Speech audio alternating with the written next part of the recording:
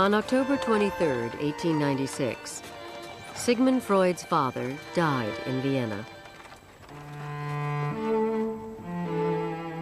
I am unable to take any pleasure in living. Once more I experienced a temporary intensification of cardiac pains. Freud was an obscure, ambitious 40-year-old neurologist, suffering from heart palpitations, migraine headaches, fears of an early death, and spells of depression. His father's death threw him into turmoil. The death of his father filled him with feelings that he didn't understand. Before his father died, one gets the impression of a man who's on a kind of headlong path of achievement and family founding and and then he's stopped. He knew he was in trouble, and he set out to find out what he suffered from.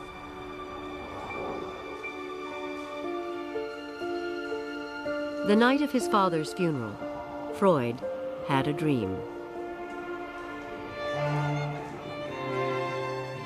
I was in a place where there was a sign.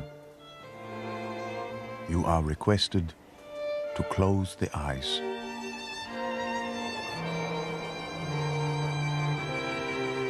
Freud's dream warned him to close his eyes. But to understand his troubled patients and himself, he would open them and change forever the way we think and feel about ourselves.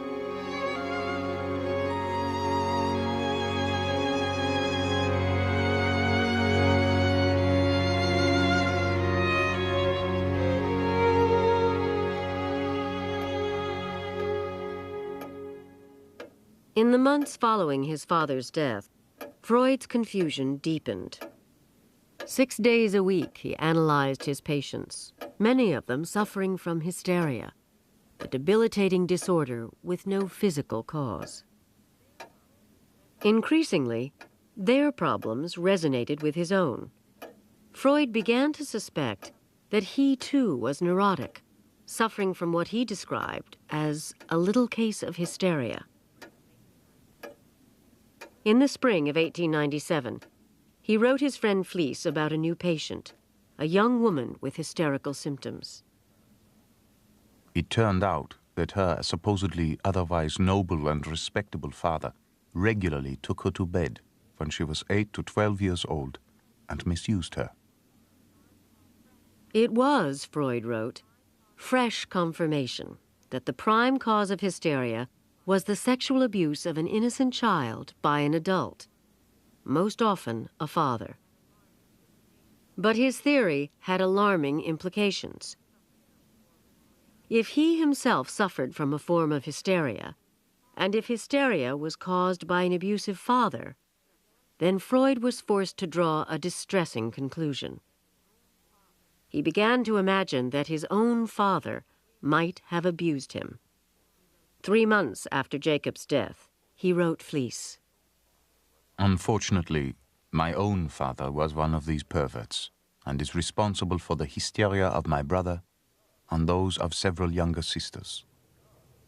Freud thinks, oh my God, if hysteria is due to with seduction by father, then my father's a pervert or a seducer.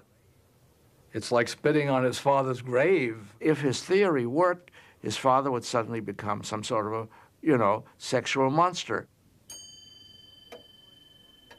As his anguish grew more and more intense, Freud turned to the therapy he had invented to help others, to ease his own suffering. He subjected his tumultuous thoughts and feelings to examination by the only doctor alive who could analyze them, Dr. Freud. My recovery can only come about through work in the unconscious. I cannot manage with conscious efforts alone. During the very period where he's so creative, he also is very conflicted. He's studying the human mind, and it's hard to imagine that it doesn't stir up some of his own concerns. That's one motive for the period of self-analysis that he engages in. He's trying to cure himself. You have to be able to be the patient, to be the analyst. And Freud, in his own way, was making that discovery. He was, in those years, the patient.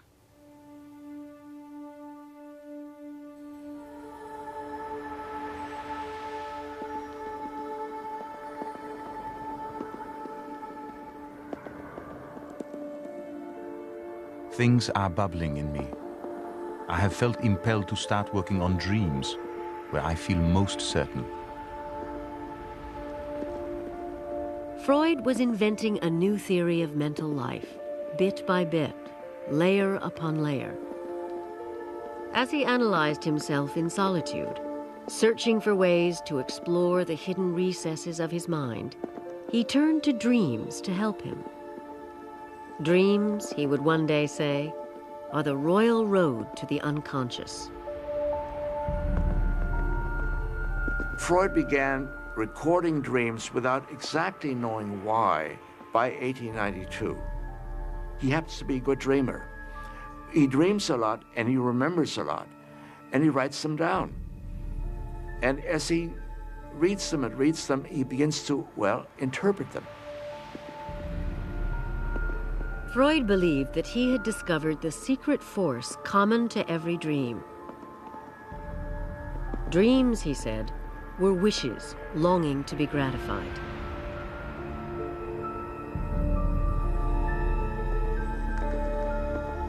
There is a dream of wandering about among strangers, undressed, and with feelings of shame and anxiety.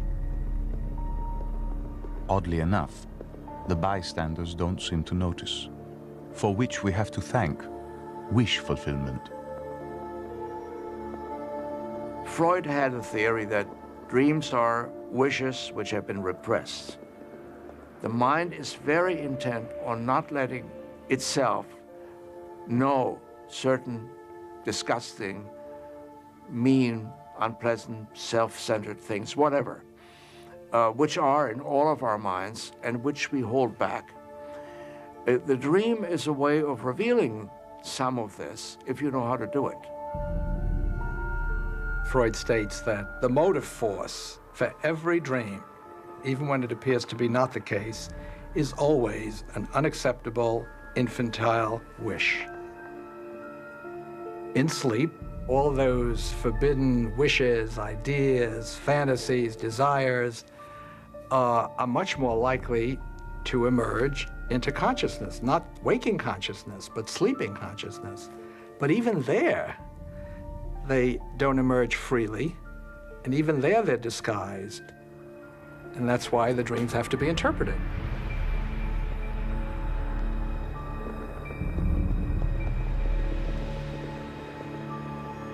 Suppressed and forbidden wishes from childhood break through in the dream. It is only in our childhood that we feel no shame at our nakedness. Undressing has an almost intoxicating effect on many children. They laugh and jump about. When we look back at this unashamed period of childhood, it seems to us a paradise. Mankind was naked in paradise and was without shame.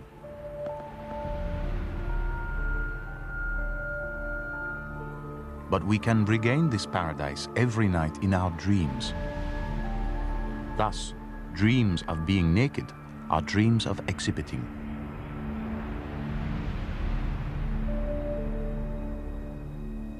The dreams that he analyzed are not really particularly well analyzed. They were just the beginning. At that time, it's so simple. All dreams are wish fulfillment is a simplification, but you need the courage to start. And a simplification enables you to start. If the dreams are complex, and some of them contain wishes, and some of them contain anxieties or fears, then the whole task is difficult, so you don't start it. You needed the oversimplification in order to start the process.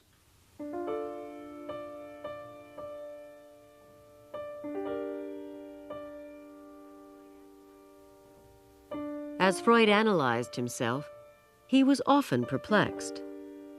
With his imagination on fire, he had a dream that seemed to confirm his theory that abusive fathers caused hysteria. I saw Hella before me, printed in heavy type.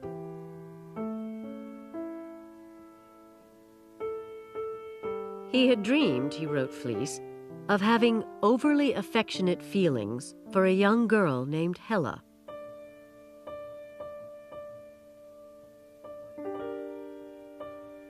Freud believed that dreams could be interpreted by free associating, letting the mind wander randomly, settling on events from the present, or dredging up long-forgotten images from the past.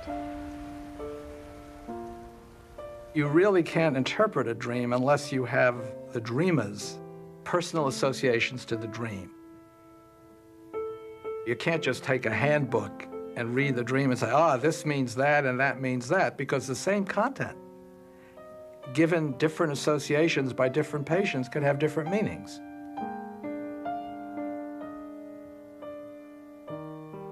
As his mind wandered, Freud connected Hella, the word for ancient Greece, to his oldest daughter, Matilda.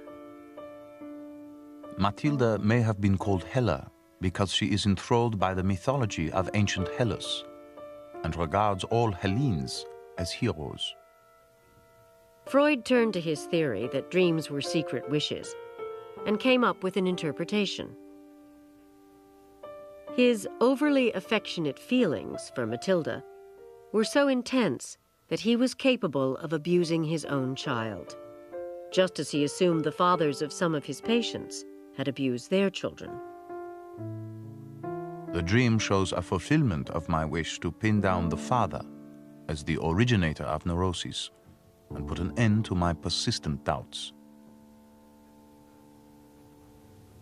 This is really not a very good interpretation, and only shows that he was desperately hanging on to this theory, which was really quite implausible. This is a good example of an unanalyzed dream. He doesn't say what he means by over-affectionate.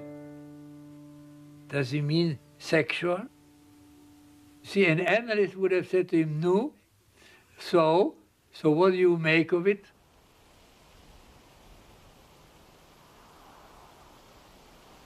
That June, Freud took his family to the mountains outside Vienna.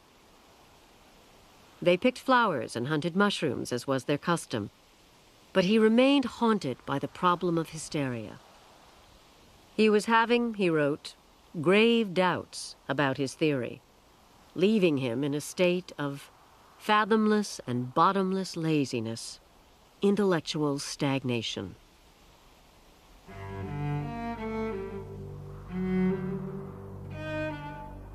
I have never before even imagined anything like this period of intellectual paralysis.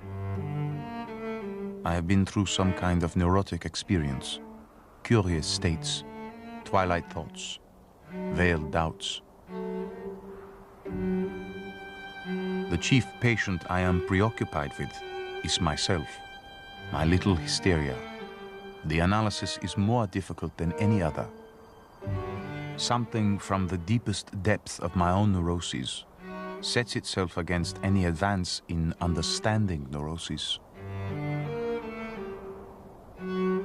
I am dull-witted. I believe I am in a cocoon, and God knows what sort of beast will crawl out.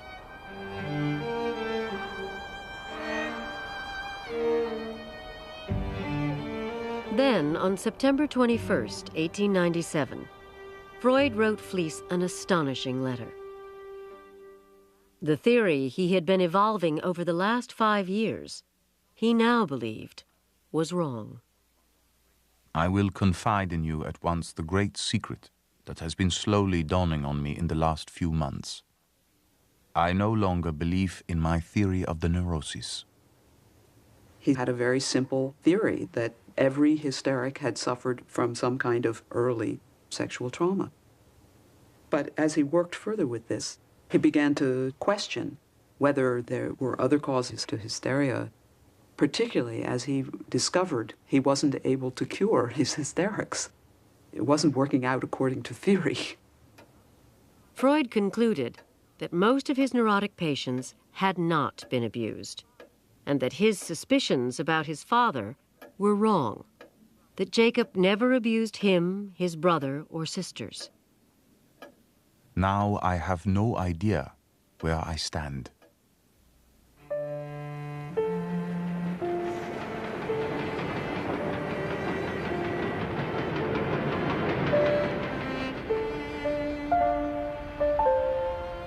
His theory shattered, Freud drifted.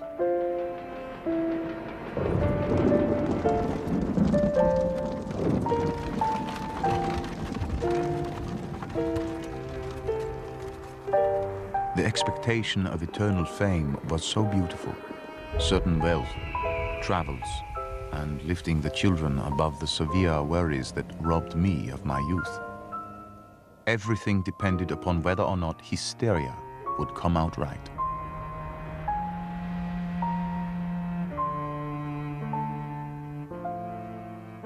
Then, after agonizing days of self-analysis, Freud reached a conclusion that would transform the very nature of the theory of mental life he was still inventing. His patients, Freud now believed, had been reporting fantasies. In most cases, there had been no abuse, only conflicted wishes and desires. When I pulled myself together, I was able to draw the right conclusions, namely that neurotic symptoms are not related directly to actual events, but to fantasies embodying wishes.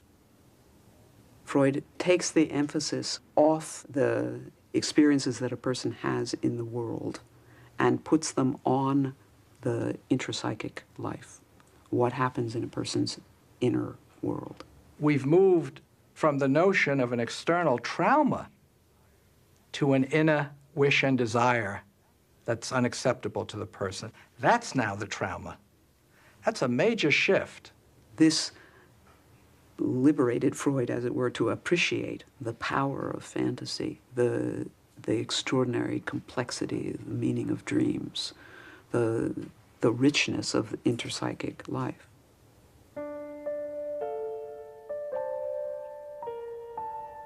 By switching from actual seduction to seduction fantasies, Freud has now entered the world of the mind and the world of imagination. It becomes extraordinary material for the humanities, literature, the arts.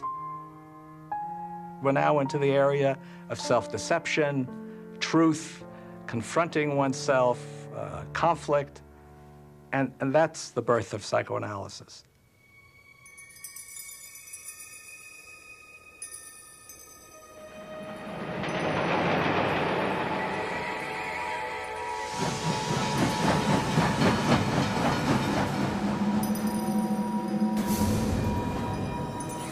My self-analysis is the most essential thing I have. I am gripped and pulled through old times in quick association of thoughts. As the great poet puts it, and the shades of loved ones appear. As Freud struggled to learn the most secret things about himself, his childhood was coming back in a rush of discovery. Disconnected memories and dreams. He recalled a nightmare about his mother, from which he had awakened in tears, screaming. It was very vivid and showed me my beloved mother with a peculiarly calm, sleeping facial expression, being carried into the room by people with bird beaks.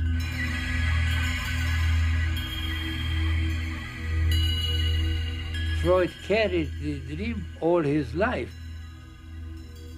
Not only was it a nightmare at the time, but Freud could never forget it. For Freud, dreams were riddles, sometimes hiding their secrets by playing with words. Freud concentrated on the birds In German, the word is Vogel. The plural is Vögel, which is an obscene German word for sex, having sex.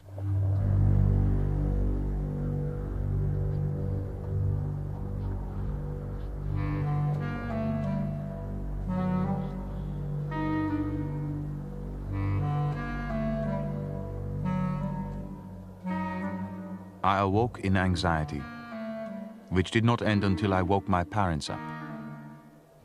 The anxiety can be traced back to an obscure and sexual craving.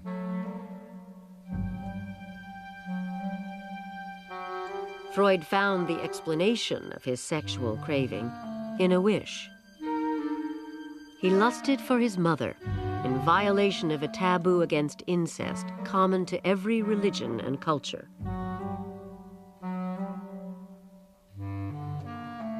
I have found in my own case the phenomena of being in love with my mother and jealous of my father. And I now consider it a universal event in early childhood. If this is so, we can understand the gripping power of the Greek legend, Oedipus Rex. Freud was putting together the rudiments of what one day would be called the Oedipus complex.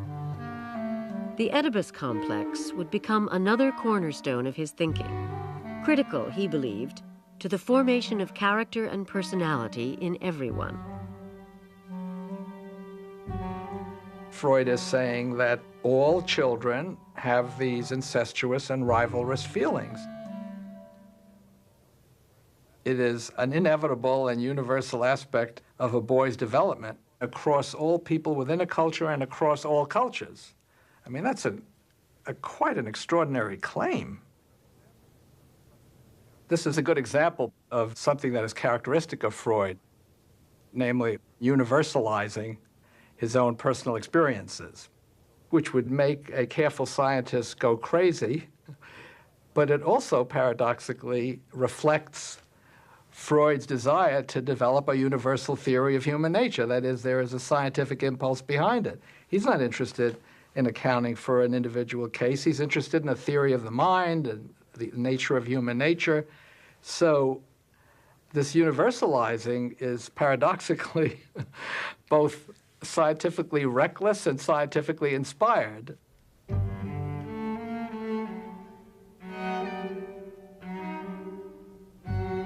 Freud discovers the Oedipal in himself. He expresses the Oedipal conflict on the personal level.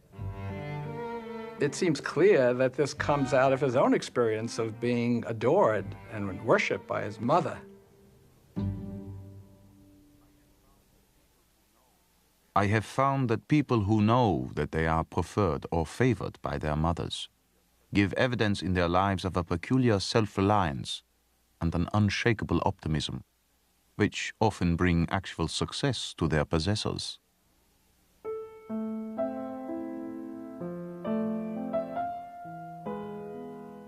All his adult life, Freud went to see his mother, Amalia, every Sunday, always bringing flowers, delighting in her praise, making much of her devotion.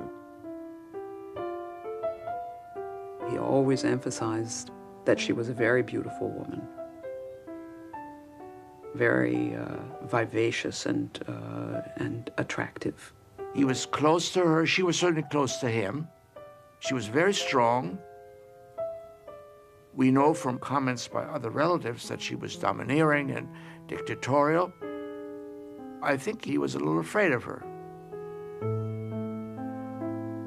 I only remember that she didn't like to be called Urgroßmutter, which means great-grandmother, because she didn't want to appear so old.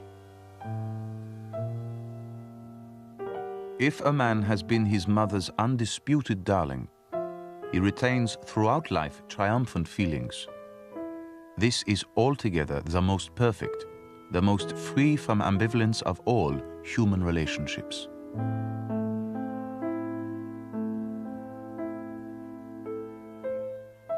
Anxious to preserve the gratifying thought of the purity of his mother's love, Freud never looked too deeply into their relationship. We all prefer legend to fact, and he was no exception. Freud said that he was her golden-haired Siggy. It was a wishful fantasy. He saw his mother weekly for Sunday lunch, but he had stomach aches every time. We also know that he didn't go to his mother's funeral. Now, he was an old man by that time. But so all of that makes me suspect that the relationship was not as wonderful as Freud described. And if you create an image of your mother which doesn't correspond to reality, if you idealize her, then you don't want to know who she is. And if you don't want to know who she is, then the likelihood is that you will not look very carefully at any other woman.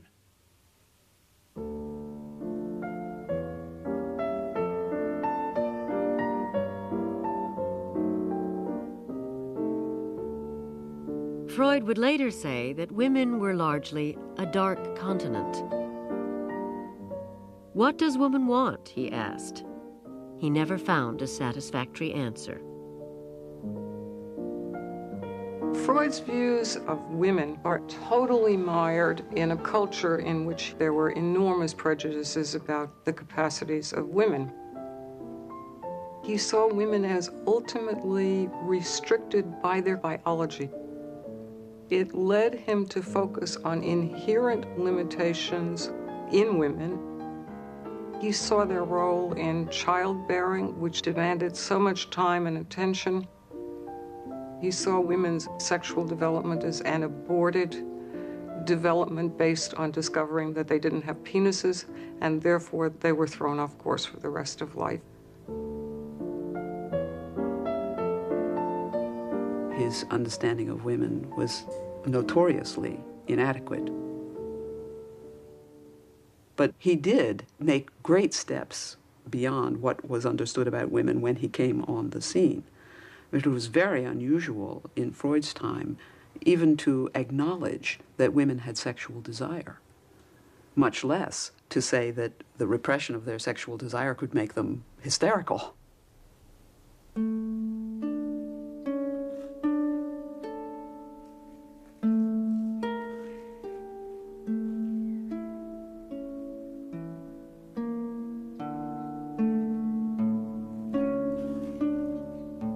While Freud idealized his relationship with his mother, a disturbing memory revealed his tangled feelings toward his father. When Freud was 10, Jacob had told him a story. When I was a young man, my father said, I went for a walk one Saturday. I was well dressed and had a new fur cap on my head.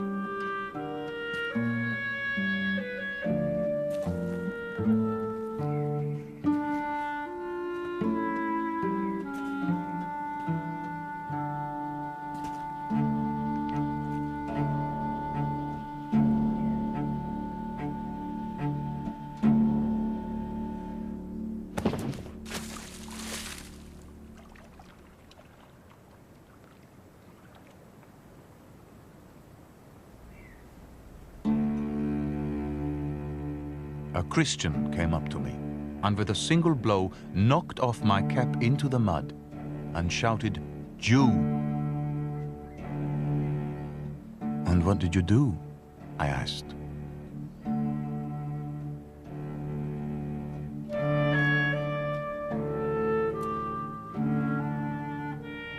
"I picked up my cap," was his quiet reply.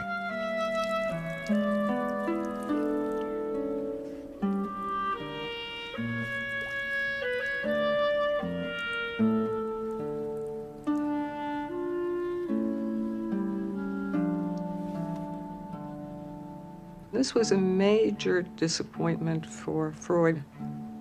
He was hoping that his father would have done something dramatic and grand. He wanted a father who was defiant, not someone who was submissive.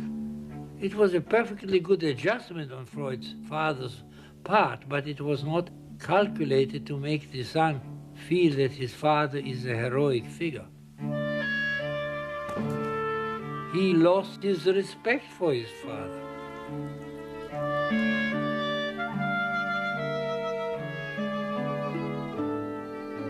He grows beyond the father.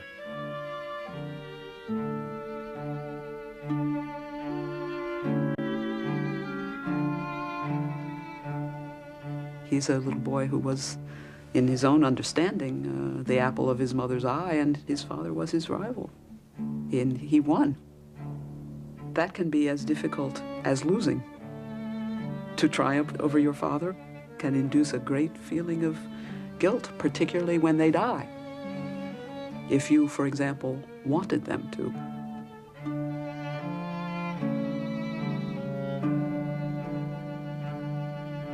All his life, Freud had masked his disappointment in his father, especially from himself. He never questioned Jacob's authority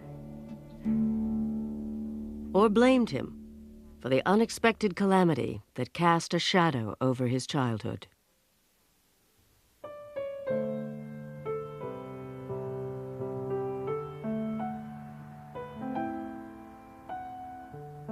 Freud traced to his first years his sense of confidence and destiny.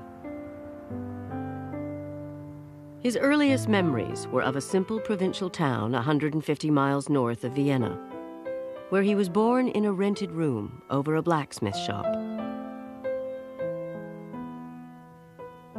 I was born on May 6, 1856, at Freiburg in Moravia, a small town in what is now Czechoslovakia. I recall an anecdote I often heard repeated in my childhood. At the time of my birth, an old peasant woman had prophesied to my proud mother that with her firstborn child, she brought a great man into the world. Jacob was 40 when Freud was born, 20 years older than Freud's mother, Amalia. The patriarch of a large extended family, he had already been married twice, with the children from his first marriage older than Amalia. One of those sons from the first marriage was, Freud felt, flirtatious with Freud's own mother. So there was a lot of intergenerational complexity there. There's a boy who grew up with his relationship curiosity at high pitch.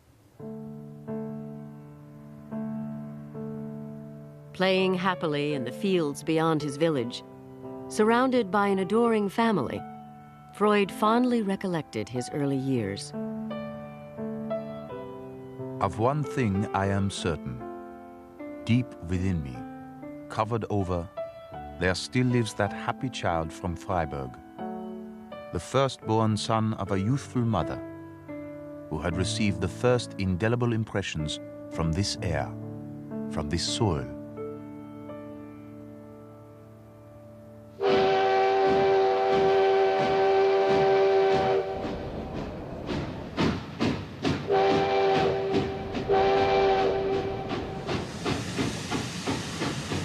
But when Freud was 3, everything changed.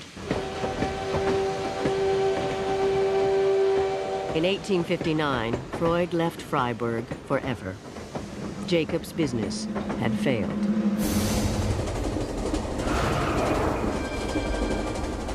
Fractured memories were all that remained of that traumatic leave-taking.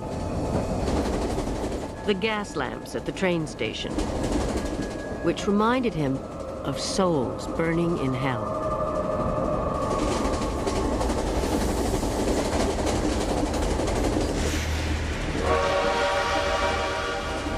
And a furtive glimpse of his mother, nude. He was leaving behind everything he knew and loved.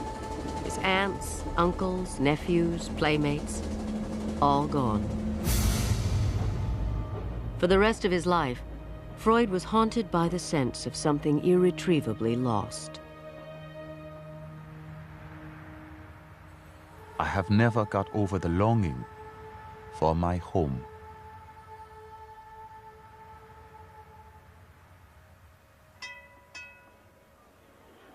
Bankrupt, Freud's father took his family to Vienna, where they lived in what had once been the Jewish ghetto, moving from one miserable apartment to the next, 6 times in 15 years. Jacob never found a full-time job again. Until the day he died, he would depend upon handouts from relatives. Freud's father was a very dubious person. Nobody knows exactly how he made a living. He was a kind of a dreamer. He had no particular talents or particular connections or anything to allow him to be anything more than a ne'er-do-well.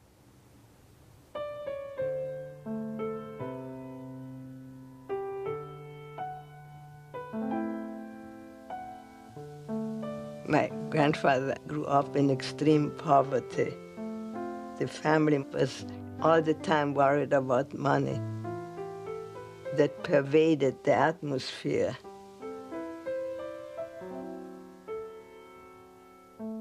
When wild horses on the pampas have once been lassoed, they retain a certain nervousness for life. In the same way, I once knew helpless poverty and have a constant fear of it.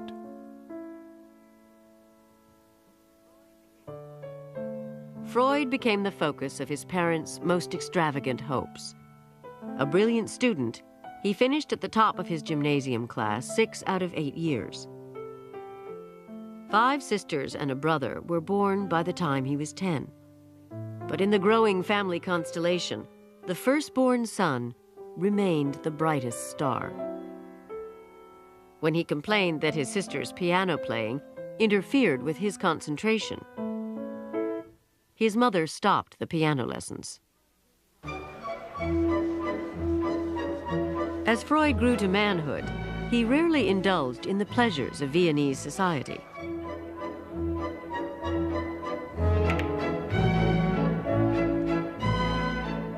Studying as if he were on some kind of mission, he seldom frequented the cafes and never dallied with girls.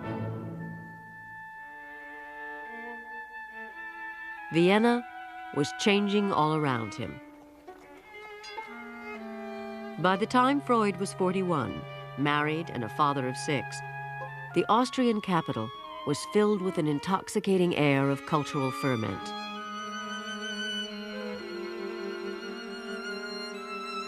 Like Freud himself, Viennese artists at the dawn of the 20th century were turning inward.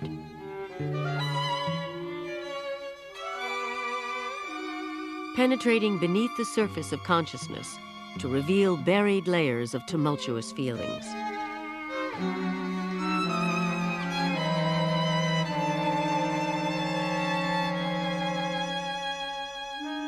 Their efforts to comprehend the irrational mirrored Freud's own.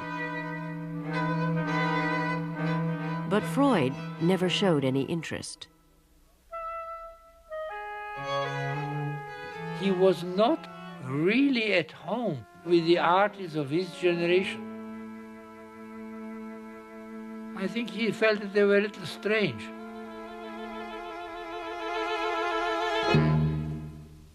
There was in him the bourgeois.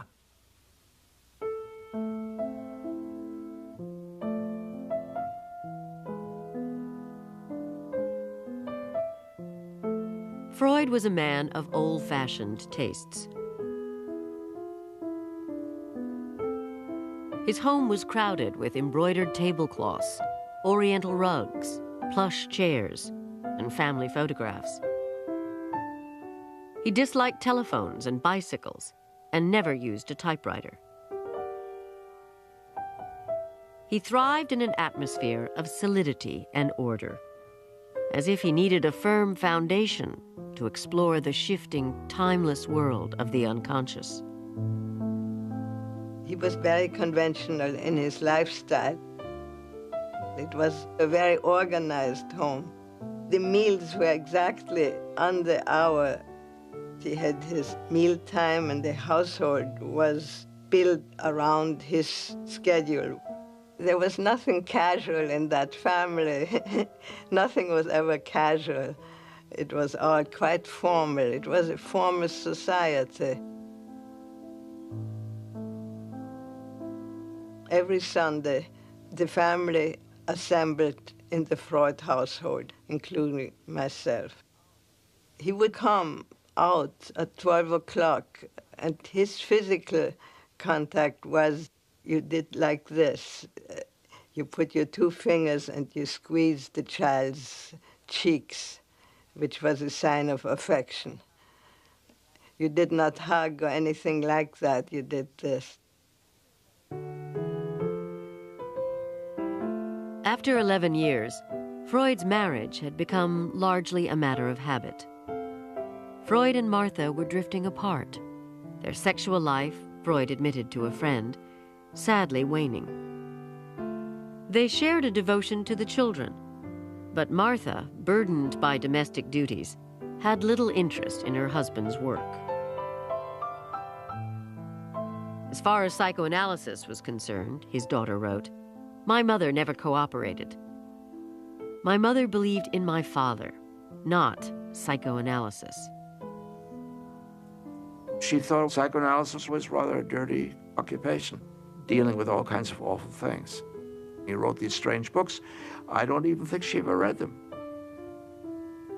She was a very bright woman, a very engaged one, but not interested in progressive child rearing, not interested in the liberation of women, really very conservative. Out of this orderly, bourgeois life would come a break with the past that would create an intellectual revolution.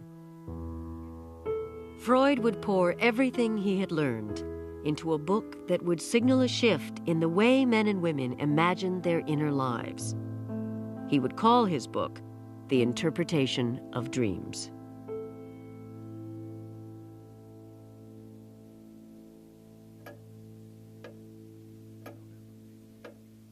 November 5th, 1897. My self-analysis is once more at a standstill.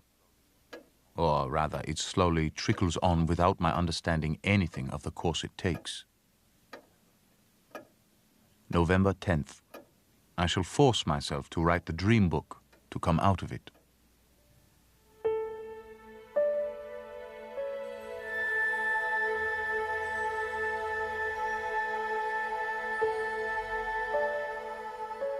February 9th, 1898.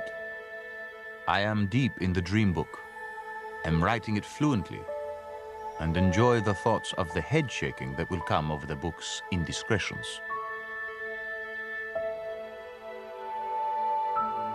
Several chapters of the dream book already are complete.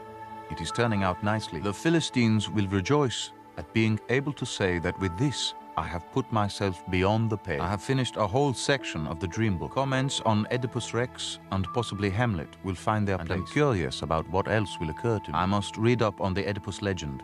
Do not know where yet. How can I make this credible to anyone? The book consumed him. He suffered from excruciating migraines and back pains, fretted about money, feared his psychoanalytic practice was failing, even considered changing his profession and moving to a new city. He was being devoured, he wrote, like a cancer. How can I ever hope to gain an insight into the whole of mental activity?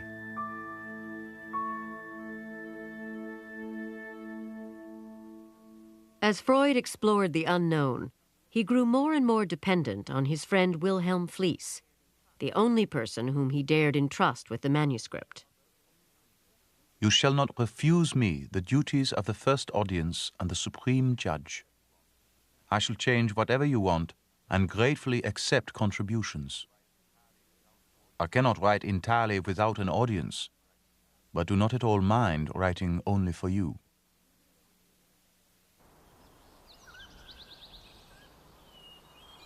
Even on vacation, Freud brought his manuscript with him and drew inspiration from hiking the high alpine trails. The whole book is planned on the model of an imaginary walk. At the beginning, the dark forest of authors, hopelessly lost on wrong tracks. Then a concealed path through which I lead the reader, and then suddenly the high ground. He had a classical conception that his book would be like Dante's journey into the Inferno and then back out. Slowly, the interpretation of dreams grew in size until it reached 250,000 words, the longest book he would ever write. August 1st, 1899. I am working on the completion of the dream book in a large, quiet ground floor room with a view of the mountains. There are some mushrooms here as well. The children naturally join in the hunt for them. All this work has been very good for my emotional life. I am apparently much more normal than I was 4 or 5 years ago.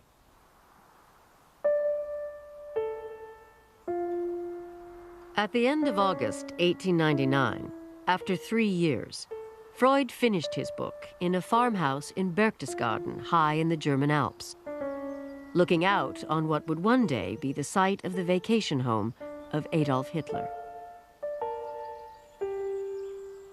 The book's first words rang out with a triumphant note of confidence.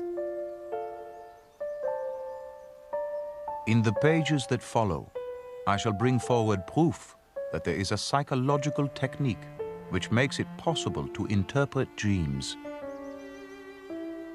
and that if that procedure is employed, every dream reveals itself as a psychical structure which has a meaning and which can be inserted at an assignable point in the mental activities of waking life.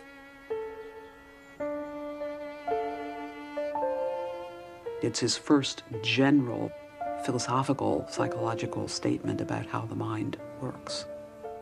And even though he revised that statement many times after that, it still was the touchstone statement for the whole psychoanalytical inquiry into mental processes. The book is not just a theory about dreams. He uses dreams and dreaming to develop and weave an entire theory of mental functioning. Perception, memory, wishes, that, I believe, is the reason and the foundation for why it's viewed as a landmark. In the dream book, the Oedipus complex is stated there. The role of infantile sexuality is recognized. The dreams have meaning is recognized. The patient is asked to free associate. Once you have the dream book, you can start business as psychoanalyst because you know, at least you have a hunch of how to do it.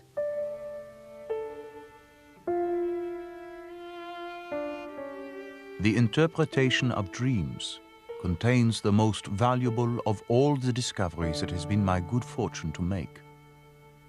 Insight such as this falls to one's lot but once in a lifetime. It was only later that Freud revealed the impetus behind the most important book he ever wrote. It was a portion of my own self-analysis, my reaction to my father's death. That is to say, to the most important event, the most poignant loss of a man's life. The Interpretation of Dreams was published in November 1899, with the title page dated 1900. During the next 6 years, the book would sell only 351 copies. It would take 2 decades before Freud achieved the fame he had always imagined.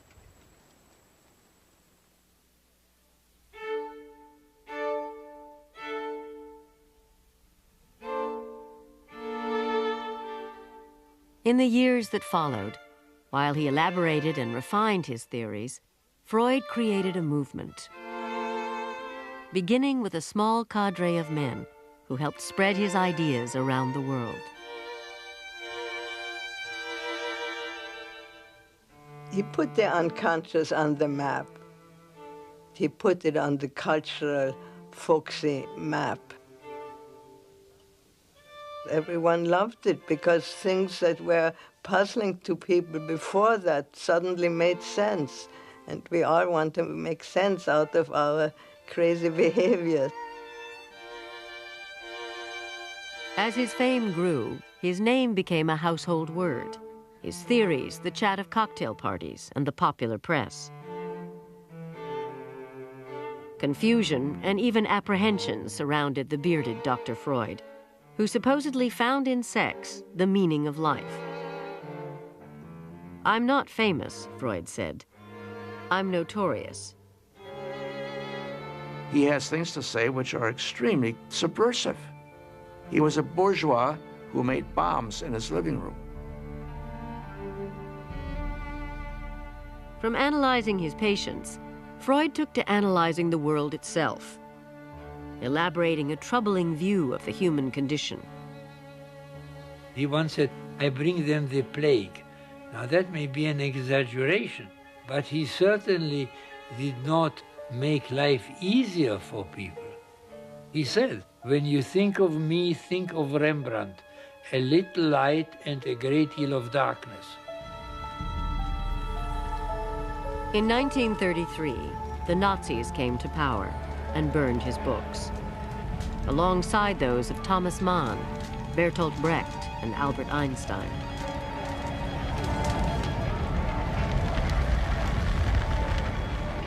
"What progress we are making," Freud told a friend. "In the Middle Ages, they would have burnt me. Nowadays, they're content with burning my books."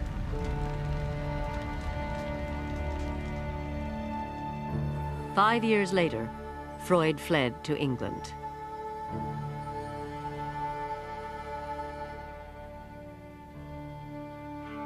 Even in his last years, he never offered easy consolation. For Freud, there was no salvation, not even psychoanalysis.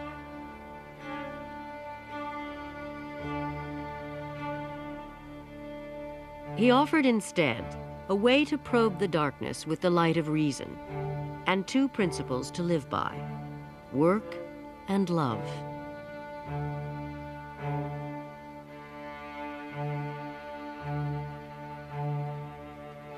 What Freud insists on is cure through truth. In a world of quick fixes, drugs, and neuroscience, Freud teaches us about the role of meaning and conflict and desire and wish in shaping our lives, our happiness and our suffering. Know thyself is not simply no longer only a Socratic imperative, but it's a clinical necessity. The truth shall set ye free.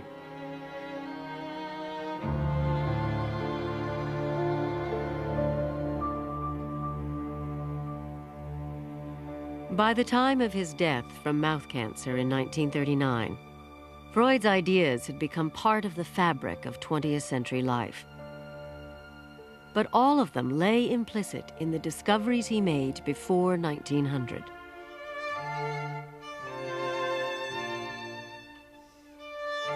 It was then, during long years of false starts and erratic detours, he had looked into the darkness of his own heart, and in turmoil and confusion, rallied himself the only way he knew how.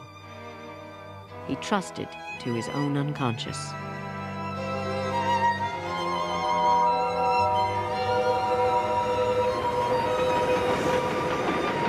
Something is at work on the lowest floor. Wild things. Again, come, you hovering forms.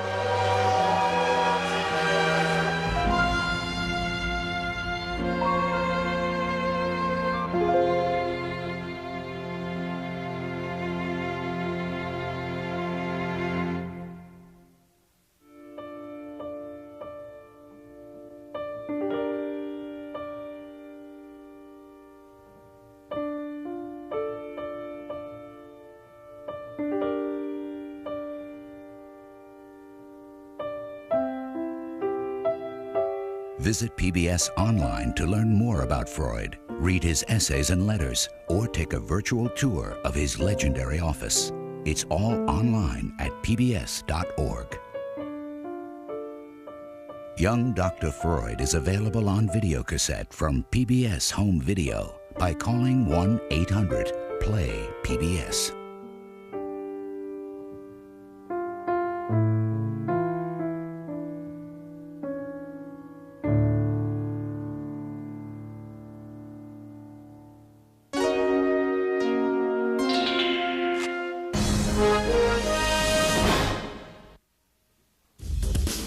This program was made possible in part by a grant from the Dana Foundation and by contributions to your PBS station from viewers like you.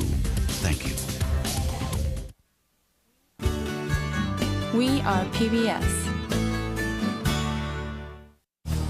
You're watching World.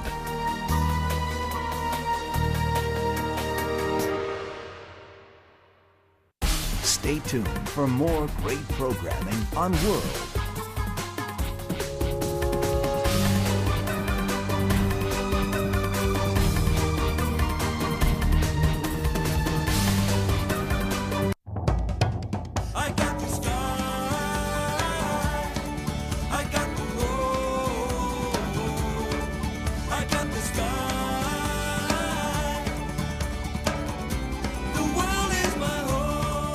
WGBH brings you the world, made possible by a world of supporters. Become one today. Learn more at WGBH.org.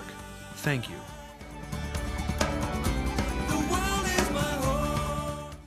We see this as belonging to citizens of the world. What they're proposing, it's a travesty. We have got to ensure that it's communication that drives commerce. This is nature's art. Nature at its finest. The miracle of nature. Ouch. History tied these two men together. She was a woman in a man's world. She beat the Moguls at their own game. People treated him like some rock star. He sees it as a scientific puzzle. Cutting-edge science. It's detective work. This is the first clear piece of evidence that we have. The universe, it's got to make sense. You cannot walk down the street without being bombarded. It's like a drug. You have to have it. We are about to experience an indescribable event. All of a sudden, you look down at the puzzle and you realize you've got it.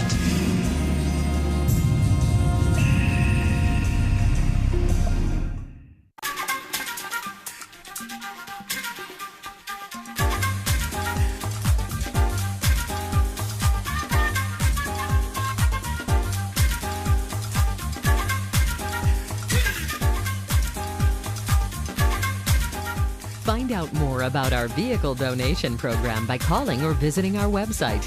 It's an easy way to support WGBH. Thanks.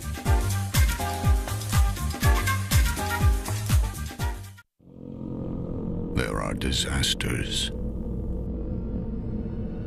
that ravage our world and change the course of human events forever.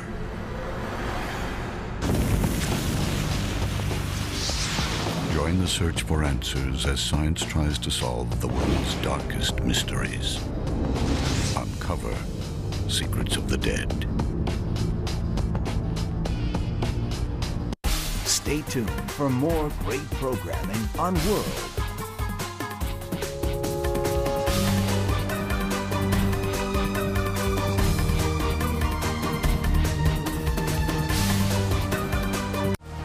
You're watching WGBH World.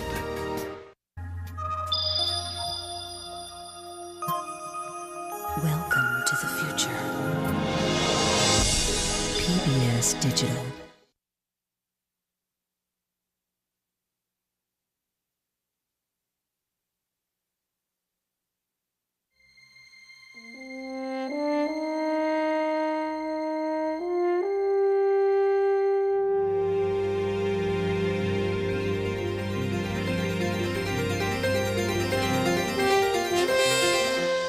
Funding for Frontline is provided by the Park Foundation, committed to raising public awareness. Frontline is made possible by contributions to your PBS station from viewers like you. Thank you.